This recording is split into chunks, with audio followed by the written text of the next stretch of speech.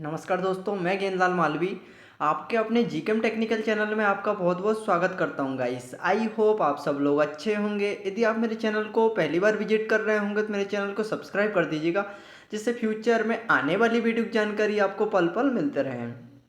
तो गाइस, आज का जो वीडियो होने वाला है, परमानेंट रिक्रूटमेंट निकली हुई है CSIR से, जहां से रिक्रूटमेंट निकली मतलब CSIR से रिक्रूटमेंट निकली हुई है परमानेंट पोस्ट पे।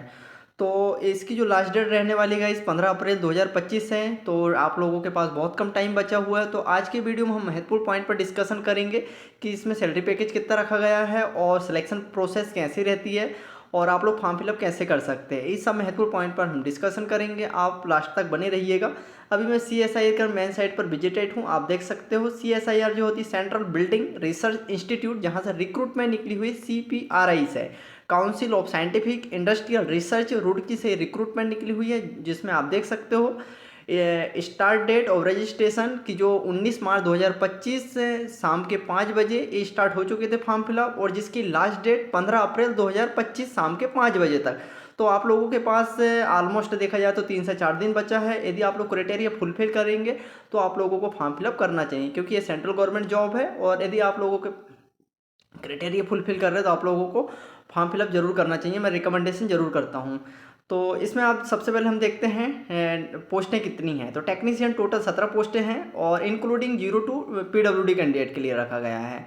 तो यहाँ पर पे लेवल जो रहेगा CPC लेवल 2 के अकॉर्डिंग प्रोवाइड किया जाएगा, जिसमें जो बेसिक सैलरी रहने वाली 19,900 से लेकर के 63,200 रुपये रहने वाली है।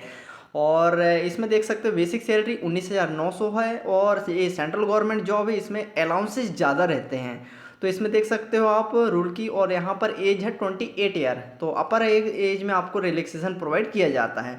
तो नंबर 1 पे देखते हैं post code T0125 draughtsman civil के लिए। यहाँ पर 4 पोस्टर निकाला गया है। SC की 1 है, UR की 3 पोस्टर निकाला गया है। पे लेवल 2 रहेगा। इसमें क्वालिफिकेशन होने वाला 10वीं और ITI होना चाहिए। आप लोगों की NCVT या फिर SCVT सिविल से होना चाहिए, तो आप लोग फॉर्म फिलअप कर सकते हैं। या फिर 10+2 ईयर का फुल टाइम एक्सपीरियंस होना चाहिए ड्राफ्ट्समैन सिविल से, तो आप लोग फॉर्म फिलअप कर सकते हैं। या फिर 10+3 ईयर का वर्क एक्सपीरियंस है, फिर भी आप लोग फॉर्म फिलअप कर सकते हैं। और आप लोगों का वर्क एक्सपीरियंस होना चाहिए department, organisation, public sector undertaking, autonomous या फिर बॉडी अंडर गवर्नमेंट से होना चाहिए, तो आप लोग फॉर्म फिलअप कर सकते हैं। नेक्स्ट देखते हैं इंस्ट्रूमेंटेशन की एक पोस्टर निकली हुई है, जिसमें लेवल 2 के अकॉर्डिंग सैलरी प्रोवाइड किया जाएगा। इसमें क्वालिफिकेशन होने वाली ITI और NCVT या फिर SCVT दोनों ही एलिजिबल है। या फिर 2 ईयर का फुल एक्सपीरियंस होना चाहिए, या फिर 3 ईयर का वर्क एक्सपीरियंस होना चाहिए मिनिस्ट्री या फिर डिपार्टमेंट, ऑर्गेनाइजेशन, पब्लिक सेक्टर, जिसे PSU कहा जाता है, तो आप लोग फॉर्म फिलअप कर सकते हैं। नेक्स्ट है इलेक्ट्रीशियन की 2 पोस्टर निकली है, SC की 1 है, और EWS के लिए 1 पोस्टर निकाला गया है। सैलरी यहाँ पर रहने वाली पे लेवल 2 के अकॉर्डिंग सैलरी प्रोवाइड किया जाएगा। इसमें क्वालिफिकेशन 10+ ITI होना चाहिए इलेक्ट्रीशियन से, तो आप लोग फॉर्म फिलअप कर सकते हैं। और या फिर आपके पास ITI है या फिर ITI नहीं है तो 10+2 ईयर का फुल एक्सपीरियंस होना चाहिए आपके पास इलेक्ट्रीशियन ट्रेड से, तो आप लोग फॉर्म फिलअप कर सकते हैं। या फिर आपके पास 10th है और उसके बाद 3 ईयर का एक्सपीरियंस है इलेक्ट्रीशियन ट्रेड से, ministry, department, organisation, public sector undertaking, autonomous body से, तो आप लोग फॉर्म फिलअप कर सकते हैं। नेक्स्ट देखते हैं mechanic, machine, tool, maintenance, refrigeration के लिए 2 पोस्टर निकाला गया है, वो भी UR से, जिसमें पे लेवल 2 के अकॉर्डिंग सैलरी प्रोवाइड की जाएगी। जिसमें 10+ ITI होना चाहिए, NCVT SCVT दोनों ही ट्रेड एलिजिबल है, और ITI होना चाहिए machine tool, maintenance, refrigeration, trade equivalent से, तो आप लोग फॉर्म फिलअप कर सकते हैं। या फिर 10वीं +2 ईयर का फुल टाइम एक्सपीरियंस है, फिर भी फॉर्म फिलअप किया जा सकता है। वो भी आप लोगों का फुल एक्सपीरियंस होना चाहिए machine tool, maintenance, refrigeration, trade equivalents हैं। या फिर 10+3 ईयर का एक्सपीरियंस होना चाहिए रिलेवेंट ट्रेड से, तो आप लोग फॉर्म फिलअप कर सकते हैं। अब देखते हैं मैसन की 1 पोस्टर निकाला गया है EWS से, और यहाँ पर पे लेवल 2, यहाँ पर भी सेम क्वालिफिकेशन है। फिटर के लिए 1 पोस्टर निकाला गया है UR से, यहाँ पर सैलरी रहने वाली पे लेवल 2, और यहाँ पर रहेगा 10th प्लस ITI होना चाहिए। NCBT SCBT फिटर ट्रेड से आप लोग फॉर्म फिलअप कर सकते हैं, या फिर आपके पास 10th प्लस 2 ईयर का फुल टाइम एक्सपीरियंस है फिटर ट्रेड से तो फॉर्म फिलअप किया जा सकता है, या फिर 10th प्लस 3 ईयर का फुल एक्सपीरियंस है ministry department organisation PSU company या फिर ऑटोनोमस से तो फॉर्म फिलअप किया जा सकता है। इसके बाद बेल्टर से एक पोस्टर निकाला गया है, इसमें सैलरी भी सेम रहने वाली है, और यहाँ पर ITI होना चाहिए बेल्डर ट्रेड से, या फिर 2 ईयर का फुल टाइम एक्सपीरियंस होना चाहिए बेल्डिंग से रिलेटेड तो फॉर्म फिलअप किया जा सकता है।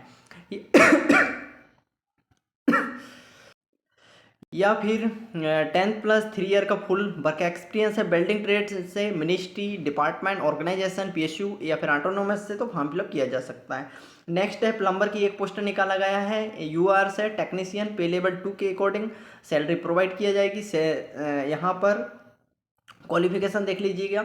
ITI होना चाहिए प्लम्बर ट्रेड से, या फिर 10th प्लस 2 ईयर का फुल टाइम एक्सपीरियंस होना चाहिए ऑर्गेनाइज इंस्टीट्यूशन या प्लम्बिंग ट्रेड से, या फिर ये भी नहीं है तो आपके पास 10th प्लस 3 ईयर का फुल एक्सपीरियंस होना चाहिए तो आप लोग फॉर्म फिलअप कर सकते हो। इसके बाद है मेडिकल लैब टेक्नीशियन की एक पोस्ट है, इसमें सैलरी सेम होने वाली, क्वालिफिकेशन भी सेम रहने वाला है, और आप लोगों की जो क्वालिफिकेशन होना चाहिए आप यहाँ देख सकते हैं 55% के साथ ITI होना चाहिए लैब टेक्नीशियन से, मेडिकल लैब टेक्नीशियन से फॉर्म फिलअप किया जा सकता है, या फिर 10th standard equivalent with the science subject से होना चाहिए विथ मिनिमम 55% के साथ 2 ईयर फुल एक्सपीरियंस होना चाहिए, वो भी मेडिकल लैब टेक्नीशियन से तो फॉर्म फिलअप किया जा सकता है, या फिर 3 ईयर का वर्क एक्सपीरियंस होना चाहिए ministry department organisation PSU company autonomous है तो फॉर्म फिलअप किया जा सकता है। नेक्स्ट है कंप्यूटर IT की 2 पोस्टर निकाला गया है, सैलरी सेम रहने वाली है। 10th प्लस ITI होना चाहिए computer operator programming assistant and network technician, या फिर 10th प्लस 2 ईयर का फुल एक्सपीरियंस होना चाहिए कंप्यूटर से रिलेटेड, या फिर 3 ईयर का वर्क एक्सपीरियंस होना चाहिए ministry department organisation PSU company से तो फॉर्म फिलअप किया जा सकता है। नेक्स्ट पोस्टर निकली हुई है डिजिटल फोटोग्राफी की एक पोस्टर निकाला गया है, इसमें सैलरी लेवल 2 रहेगी, और इसमें क्वालिफिकेशन होने वाला है 10वीं प्लस ITI होना चाहिए। SCBT और NCBT दोनों ही ट्रेड एलिजिबल है, और आप लोगों की क्वालिफिकेशन होना चाहिए डिजिटल फोटोग्राफी ट्रेड से, या फिर 10th प्लस 2 ईयर का फुल एक्सपीरियंस होना चाहिए इंस्टीट्यूट इन डिजिटल फोटोग्राफी ट्रेड से, या फिर 10th प्लस 3 ईयर का वर्क एक्सपीरियंस होना चाहिए तो फॉर्म फिलअप किया जा सकता है। वर्क एक्सपीरियंस होना चाहिए ministry department organisation public sector undertaking autonomous body government of India से तो फॉर्म फिलअप किया जा सकता है। अब सबसे इंपॉर्टेंट है selection procedure for the post of technician. तो सिलेक्शन प्रोसीजर कैसे होती है यहाँ देख सकते हो आप लोग, OMR बेस्ड का टेस्ट रहेगा। सबसे पहले आप लोग यहाँ पर देख सकते क्लियरली सिलेक्शन कैसे रखा जाता है। तो सबसे पहले स्क्रीनिंग टेस्ट होता है, स्क्रीनिंग होता है, स्क्रीनिंग में आप लोगों के डॉक्यूमेंट्स की छटाई होगी, कमेटी डिसाइड करेगी। यदि आप लोग ने फॉर्म फिलअप सही तरीके से किए हैं तो आप लोग सेलेक्ट रहेंगे स्क्रीनिंग टेस्ट में। यदि किसी प्रकार का त्रुटि होती है फॉर्म फिलअप करते दौरान तो आप लोगों को वहाँ रिजेक्ट कर दिया जाएगा। नेक्स्ट रहेगा ट्रेड टेस्ट। ट्रेड टेस्ट में क्वालिफाइड होने के बाद आप लोगों को अगला टेस्ट में मौका मिलेगा जिसे CBT कहा जाता है, कंप्यूटर बेस्ड टेस्ट है। तो यहाँ पर 3 चरणों में एग्जाम कंडक्ट करवाया जाता है। तो आप देख सकते हैं mode of examination OMR based test रखा जाएगा, मल्टीपल चॉइस क्वेश्चन। यहाँ पर मीडियम क्वेश्चन होने वाले इंग्लिश हिंदी दोनों भाषा में, दो में से किसी भाषा में किसी एक भाषा में पेपर दे सकते हैं आप लोग। स्टैंडर्ड होने वाला 10th प्लस ITI और 12वीं के स्टैंडर्ड क्वेश्चन रहेंगे। टोटल नंबर रहेगा 150। टोटल टाइम अलाउड रहेगा 2.5 घंटे का, जिसमें 3 पार्टों में पेपर लिया जाएगा। पेपर 1 जो रहेगा टाइम अलाउटेड रहेगा 1 घंटे का, जिसमें मेंटल एबिलिटी से रिलेटेड 50 क्वेश्चन रहेंगे।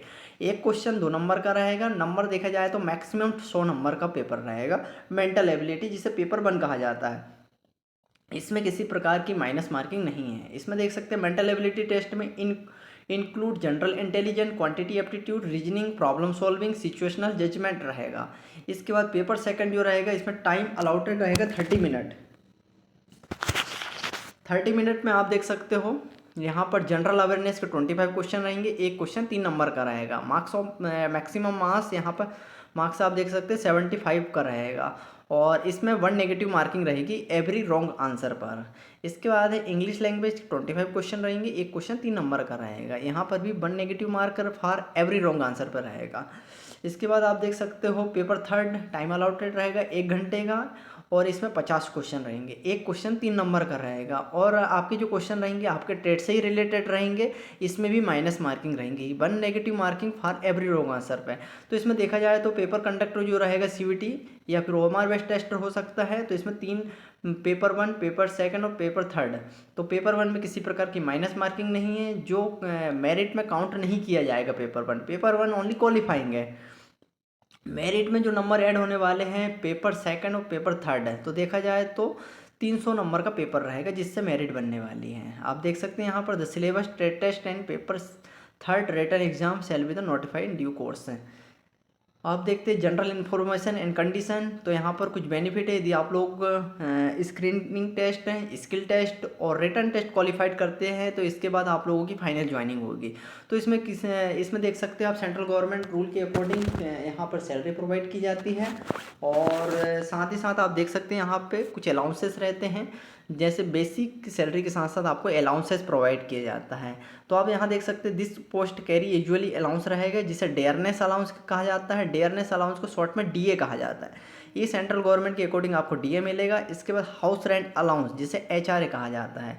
इसके बाद आप लोग कहीं यात्रा करते हैं जिसे ट्रांसपोर्ट अलाउंस कहा जाता है, जिसे शॉर्ट में टीए कहते हैं। ये आप लोगों को भत्ता मिलेगा। इसके बाद admissible to the central government employ and the made applicable रहेगा to CSI in term and condition में।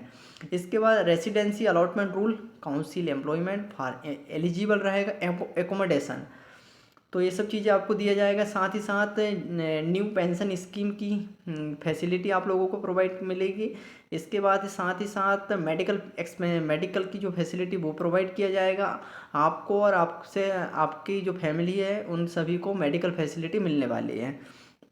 इसके बाद लीव ट्रेवल अलाउंस मिलेगा, कंसेशन कन्वेंस रहेगा, advance and house building advance availability रहेगी। इसके बाद आपका परफॉर्मेंस पे डिपेंड करते फिर आपको यहाँ पर प्रमोशन स्कीम भी दी गई है।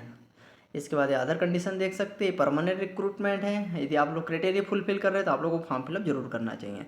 अब देखते हैं अपर एज में SC ST को 5 ईयर का रिलैक्सेशन प्रोवाइड किया जाता है। अपर एज में OBC को 3 ईयर का रिलैक्सेशन प्रोवाइड किया जाता है। PWBD जो UR कैंडिडेट उनको 10 ईयर का रिलैक्सेशन, PWBD OBC कैंडिडेट को 13 ईयर का रिलैक्सेशन प्रोवाइड किया जाता है। PWBD SC और ST को 15 ईयर, एक्स सर्विसमैन को 3 ईयर, एक्स सर्विसमैन OBC और SC ST को 6-8 का एक्सपीरियंस 6 यहाँ पर प्रोवाइड किया जाता है। इस यदि डिवोर्स हुआ है वुमेन में जुडिशली है तो 35 ईयर, और वुमेन जुडिशली OBC को 38 और SC ST को 40 ईयर का। ये सब आप लोगों को अपर एज में रिलैक्सेशन प्रोवाइड किया जाता है। तो क्लियरली देख सकते हो आप लोग, ये पूरा है 3-4 दिन बचे हैं इसकी लास्ट डेट का।